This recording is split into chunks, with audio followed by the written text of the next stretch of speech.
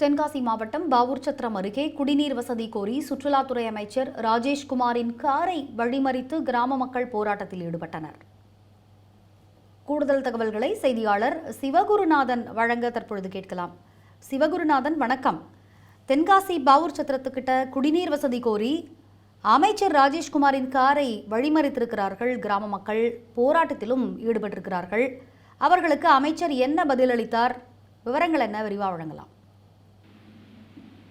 வணக்கம். தமிழக சுற்றுலாத்துறை அமைச்சர் ராஜேஷ்குமார் தென்காசி மாவட்டத்தில் பல்வேறு ஆய்வுப் பணிகளை மேற்கொள்வதற்காக இன்று வருகை தந்தார். அப்போது பாவூர் சத்திரம் அருகே உள்ள கீழப்பாவூர் பேரூராட்சிக்கு உட்பட்ட கர்மடையூர் பகுதி வழியாக கீழப்பாவூர் பெரிய குளத்தில் சுற்றுலாத்துறை சார்பில் படகுலாம் அமைக்கப்பட உள்ளது. அதனை ஆய்வு செய்த காரில் சென்றார்.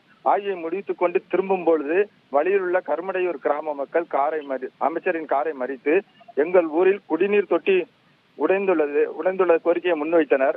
அப்பொழுது தங்கள் பகுதியில் சிண்டெக்ஸ் உடைந்து 2 மாதங்கள் ஆகிறது எனவும் தங்களுக்கு நல்ல குடிநீர் வாங்க வேண்டும் என்று அவரிடம் கோரிக்கை விடுத்தனர்.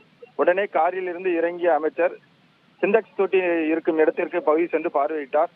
அப்போது சிண்டெக்ஸ் தொட்டில் கால்வாசி பகுதி இல்லாமல் இருப்பதை கண்டு அதிர்ச்சி அடைந்தார். உடனே சம்பந்தப்பட்ட கீழப்பாவூர் பேரூராட்சி செயல் அலுவலரை வரவழைத்து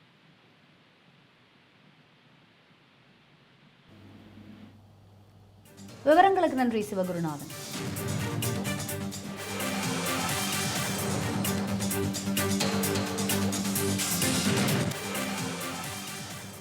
தமிழ் ஜனம் சேனலை சப்ஸ்கிரைப் பண்ணாம பார்த்துட்டு இருந்தீங்கன்னா மறக்காம சப்ஸ்கிரைப் பண்ணிடுங்க.